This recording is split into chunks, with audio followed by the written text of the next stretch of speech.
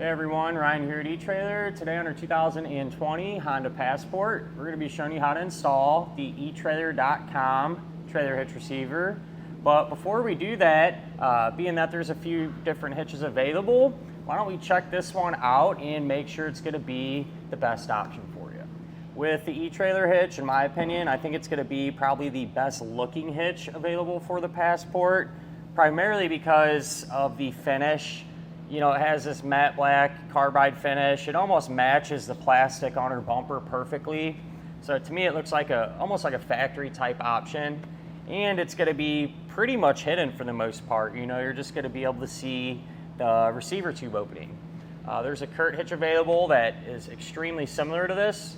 With that one though, it's gonna have a gloss black type finish. And you know, whatever one you think is gonna look the best, you know, you can go with that.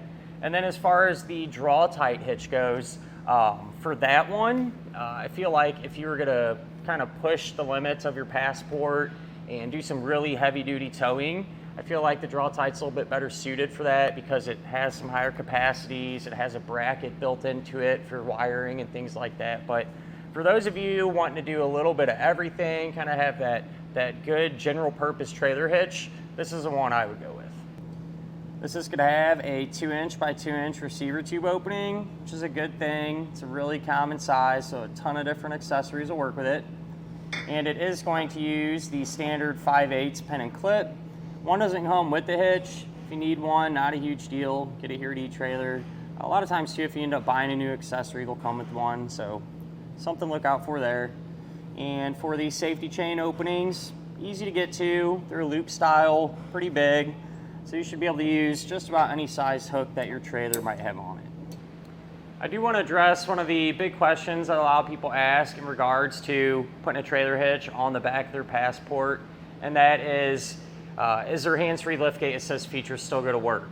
And the answer is yes. Unfortunately today for our model, it doesn't come equipped with it, so I can't show you, but I've done quite a few of these in the past and never ran into any issues. If yours has that feature, all you're going to have to do is kick your foot to either side of the receiver tube opening and the hatch will open up like it should. As far as the hitch's weight capacities go, it's going to give us some pretty high ratings. The maximum gross tongue weight will be 750 pounds, which is the amount of weight pushing down on the hitch. And with that number, you should be able to use any size bike rack or cargo carrier, just to give you an example. For the maximum gross trailer weight rating, that's going to be 5,000 pounds. That's the amount of weight pulling on the hitch. So that is the weight of your trailer plus anything that you might have in or on it. This can be used with the weight distribution system, which is a separate component. What happens when you use that, it's going to keep your trailer and your Honda level whenever you're going down the road. That's pretty popular on enclosed trailers, campers, things of that nature. So if that's what you're pulling, might be worth checking out. With that said, if you do use the weight distribution, tongue weight remains the same at 750, but the trailer weight rating will get increased to 6,000 pounds. Now, with all that in mind, I do always like to recommend, always a good idea just to grab your Honda's owner's manual. That way you can check in there and make sure that your Passport can handle that amount of weight safely. We'll grab a couple measurements, and these will help us figure out what type of accessories will work best. If you go from the ground to the top inside edge of the receiver tube opening, taking into account the lift that we're parked on, that's going to be about 16.5 inches. So for those of you pulling a trailer, you can probably use a ball mount that has a straight shank, maybe even one with a very slight drop, half-inch, something like that, probably work in most scenarios. And if you go from the center of the hitch pin hole to the edge of the rear bumper, that's only going to be about 3.5 inches, which is really good, so you shouldn't really run into too many issues here, but if need be, you can use that to help figure out exactly if any of those folding type accessories you might have can be stored upright without hitting the back of your Honda.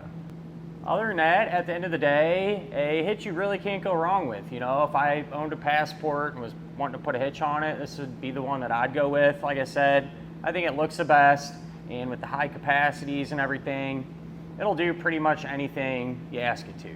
So, good option. As far as the installation goes, these are extremely straightforward. It's pretty convenient actually. You more or less just lift the hitch up, bolt it right into place. There are Some snags that you can run into being a little bit of rust in the frame, you know, where you thread the bolts into. So my advice would be to pick up one of these. It's a tube brush. You can use penetrating oil in there and clean it out.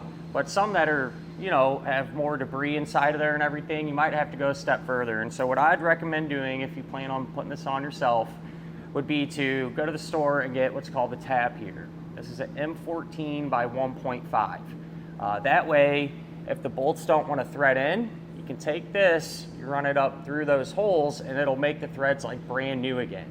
And then, you know, if yours are in good shape, you can always just bring this back, right? But you don't want to be in the middle of something and have to go to the store, big old headache. Because if you have if the bolts are rusty, or I'm sorry, the weld nuts are rusty in the frame, and you try to force a bolt into there, it can turn an easy installation into one that's a big headache and time consuming. You're trying to fix stuff and everything else. So that'd be my advice. With that said, if this is something you don't want to mess with, don't have the time, place to work on it, I definitely understand. You can always use our dealer locator network, and that can help you find a shop in your neighborhood that can do something like this for you. But you know, if you're capable, got a little bit of time to spend, feel free to follow along. We'll go ahead and get started on this now. To begin our installation, we're going to be working underneath the back of our passport, and we're going to be focusing on each one of our frame rails. On the frame rail, we're going to have 3 attachment points, and from this point on, whatever we do to one side of our Honda, we're also going to do to the other side, because it's set up the exact same way. But we're going to have some bolts that thread into here that'll hold our hitch up. I definitely recommend cleaning these out. You can spray in some penetrating oil, take a tube brush, you know, just to clean out any junk that might be inside of there. And then what I like to do is take one of the bolts that come with the hitch and make sure it threads in easily. So while we're at it, this is going to be the bolt you know, for all of our attachment points here, and you're going to have a conical tooth washer as well. And when you put that washer on, make sure it sets like this, so the teeth will face up towards the hitch. But what I'm trying to make sure of is that the bolt can easily thread in the attachment point. And I say it because over time, you know, especially if you got a few more miles on your car, you leave it outside, whatever, you can start to get some rust and corrosion buildup in there and make it really difficult to thread the bolt in. So, and you don't, you know, if you force it, you're probably going to cross thread it and mess up the threads. So if you find yourself in that scenario, that's where you can use a tool like this. It's a tap. The size will be an M14 by 1.5, and you would just thread this up there. Make sure it's straight and everything. Go slow. I like to kind of go back and forth with it. And what that's going to do is more or less make the threads like new again, and make it easy to get the hardware in place. If you can get some help here doing this part, makes it much easier because the hitch is pretty heavy. But all you're going to have to do is raise it into position, take the hardware that we talked about, and get them started hand tight.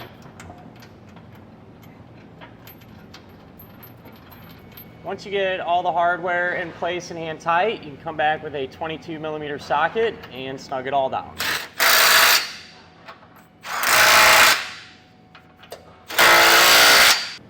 Now you want to make sure and come back with a torque wrench and tighten down all the hardware to the amount specified in the instructions.